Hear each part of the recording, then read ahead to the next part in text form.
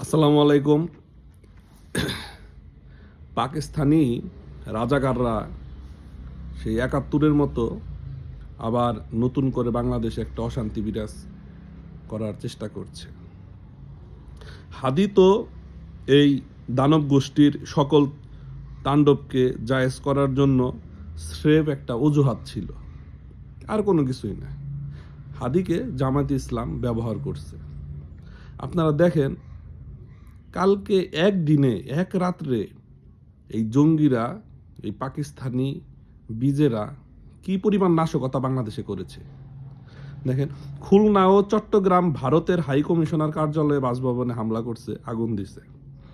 প্রথম আলো, ডেইলি স্টারের ঢাকার প্রধান কার্যালয়ে ভাঙচুর দিছে, আগুন দিছে। ধানমন্ডি ৩২ নম্বরে আবার আগুন দিছে, আবার ভাঙচুর করছে। একটা বাড়ি কতবার ভাঙতে হয়? তারপর ছায়ানটের কার্যালয়ে ভাঙচুর করছে, অগ্নিসংযোগ করছে। ইন্দিরা সেন্টারে ভাঙচুর করছে, আগুন দিছে। উত্তরাতে ৩২টির দোকান ভাঙচুর করছে। তারপরে উত্তরায় হাবিব হাসানের বাসায় আবার আগুন দিছে কালকে।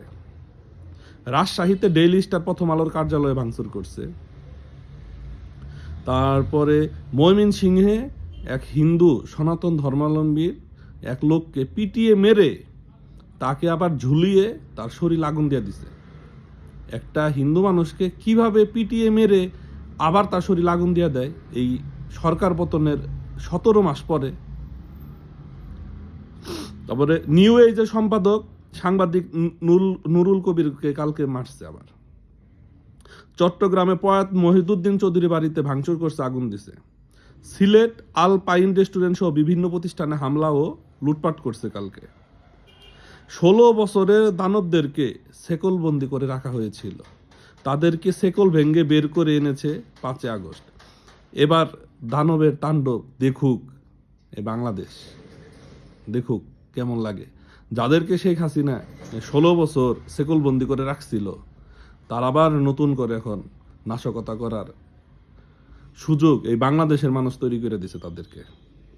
এই দেশ এখন পাকিস্তান, আফগানিস্তান, সিরিয়া হবে, এবং এর জন্য দায়ী এই দেশের সাধারণ জনগণ, যারা এটার সাথে সম্পৃক্ত।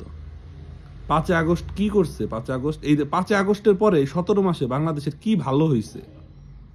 একটা দিক দেখান তো, যে এই দিকটা ৫ আগস্টের পরে বাংলাদেশে ভালো হয়েছে। না আছে মানুষের নিরাপত্তা, না আছে মানুষের জানমালের হেফাজত, কোনো কিছুই তো নাই। হাদি কি? হাদি এটা তো একটা নাটক, এটা হলো জামাতে ইসলামের একটা নাটক সিনেমা। হাদিরে ব্যবহার করে হাদির লাশটা